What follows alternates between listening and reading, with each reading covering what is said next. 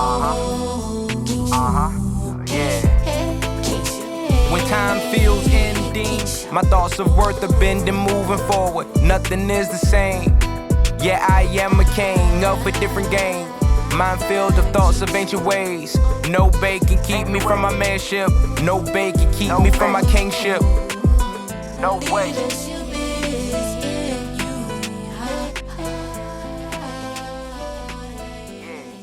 Some days our sorrow. Welcome everyone, this is Nichel Anderson, and this is the week, okay? We are continuing on my Power of Reading week on my podcast show, Nichel Anderson, Short Stories and Beyond, as well as my other podcast show, Surviving Your Journey Towards Success. So I'm doing a dual broadcast, and what I want to talk about is power of reading, how it can motivate people, how it motivated me as a child. That's my testimony. Without books, it was very hard to kind of escape the type of childhood that I grew up, that I talk about on my podcast show, Surviving Your Journey Towards Success. You can check that out if you don't follow it.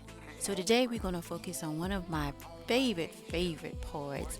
He was part of the Harlem Renaissance. So if you haven't really heard my story, how I came about with the Harlem Renaissance, I can kind of give a quick background on that. So here in the States where I grew up, it's kind of hard to find Black history, African American history. And after high school, it was a little bit in college, and then definitely after college, and where I was able to kind of really have the time and to search for books. Anyhow, I got my first opportunity to be an editor of a column. It was an online one called Suite 101, and it was my first community editor manager position, and they was looking for someone to replace the Harlem Renaissance. So that's how I got that opportunity, and to start learning more, because none of this was in the history books when I was growing up to talk about this time period. That's how I was introduced to the wonderful, magnificent Dr. W.E.B. DuBois, and saw all the hard work that he did over his journey and the other people he connected with. He was part of the creators of the Harlem Renaissance, so one of those people that really blew up in his talent and connected with W.E.B. DuBois and the Harlem Renaissance that was located in New York City,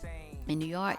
And that was a time of just magnificent talent. And so this is where I'm tapping into that to kind of reintroduce, or at least give it some more highlight, and so people can always remember the beautiful creativity that came out of that time period. It was people all over the world that flocked to the Harlem Renaissance in Harlem and just kind of really just flourished. So this is Langston Hughes. He became very famous, and one of his poems we're going to focus on to that, where I will read it and then I will do my analysis on it.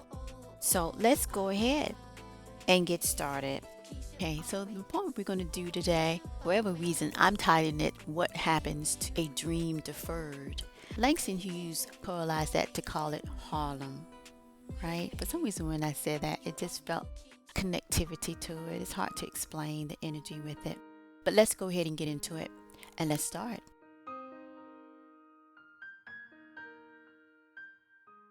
Harlem.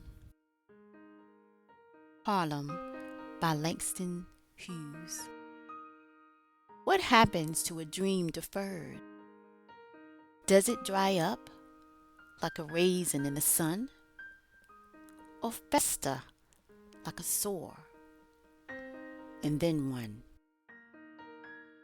Does it stink like rotten meat, crust and sugar over, like a syrupy sweet? Maybe it just sags like a heavy load. Or does it explode? End scene. All right, let's talk about this particular poem.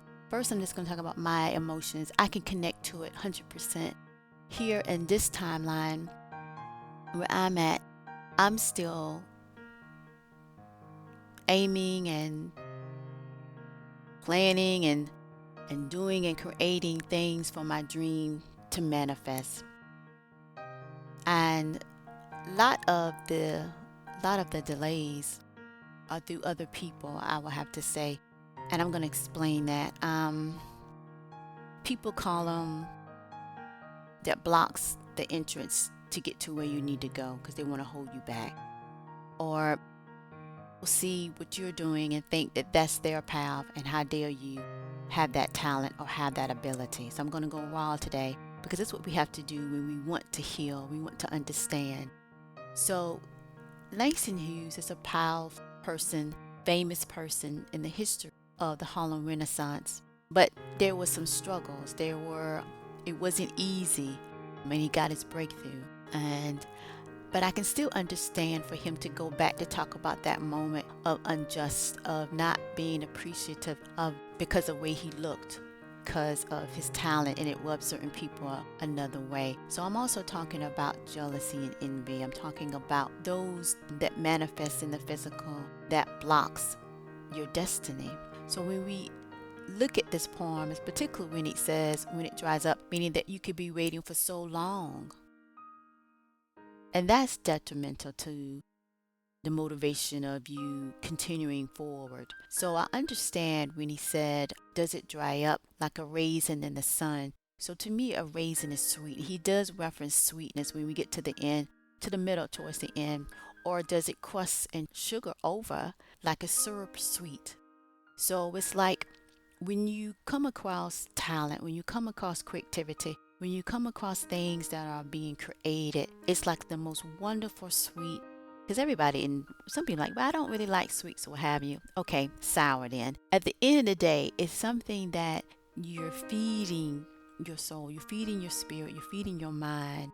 And it's a beautiful creation, and it's unappreciative, or it is blocked, so you can't get through to where the light needs to shine. The light needs to shine on things to help the universe to continue in a sense of understanding references of what things mean as we learn. So when I look at that like a raisin in the sun, it's sweet, it's all bubbled up, it's not a smooth, so you have those crevices in there, so you have the highs and the lows, but you get to the end of the part of that raisin where you have the finished product of that particular item there, that you can enjoy it if you just allow for it to be. So sometimes other people, creativity, talent, expression can rub others a certain way, but if they really kind of just accept that's their creativity and not to block them, not to restrict, not allow them to grow in the vibrant way that they should. Like instead of just one lane, they should get all the lanes if that's what they need to bring forth of their purpose. So I connect to his purpose that he was talking about when he says, and then one, or fester like a sore, and then one. Does it stink like rotten meat? So that's like over time where, it should have been like years ago, and for whatever reason, we not get too into a deep dive of that. Check out my other podcast show. We see that, does it ever bloom with the restriction? And he grew up in a time where there was segregation, so that's a lot on the mind. That means you can't go to certain places because of where you look. That means that you can't buy this or get to that point where you need to be. So now, today, in my timeline, yes, I'm able to, you have the means, of course, but I'm still going through some of that blockage, still going through the restrictions. I can't even tell you about the reviews on my book, and they just mysteriously go away. Okay, so it's things like that I can connect to what he's trying to say, what he did say I should reference. In the end, he says, maybe it just sags, meaning that your dream never goes away. So the title that he put on it, even though overall said Harlem, is what happens to a dream deferred, meaning that when the timeline for it to happen didn't, and it has to happen later. Does it get sour? Does it still bloom? Does it have a taste like soup over time? But even that, you can only simmer the soup for so long. So that's where he's saying, just to kind of look at that, or does it just explode? Meaning that the universe would say, it is time for it to be. It is time for it to be. I would say to his poem that he was asking, doing that journey where he felt like, I'm writing all these poems, I have all this talent. When am I going to be seen for who I am and what I'm bringing? A new enlightenment, encouragement, motivation. That last line, like a heavy load, or does it explode?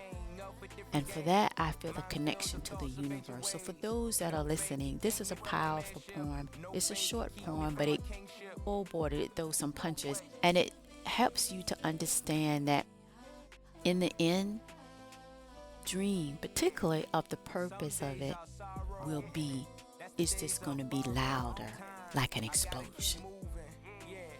And I know y'all felt that. So that's a message to me, and that's a message to you that's listening today of this week of my power of reading. How about that, y'all? All right, I'm Nichel Anderson, and I love books. And if you love books, you can leave me a message and say, I love books, and tell someone about it. All right, guess what? Talk to you in the next one. Love y'all. Worthy it is of my leadership. Worthy it is of my leadership. I own my kingship. Worthy it is of my leadership. I own my kingship. Worthy it is of my leadership.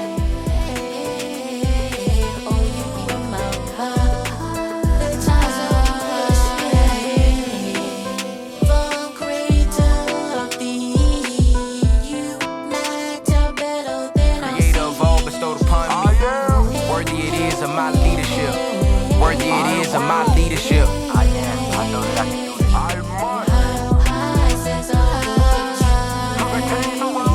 own my kingship, worthy it is of my leadership. I own my kingship, worthy it is of my leadership. No matter what arises, times of unknowing which way to move. Lead me to know real love. Breaths of power keep me moving. The horizon revealing my soulmate. Nothing sustains the king in me than the queen that know if she. Love of balance in our palace of worship.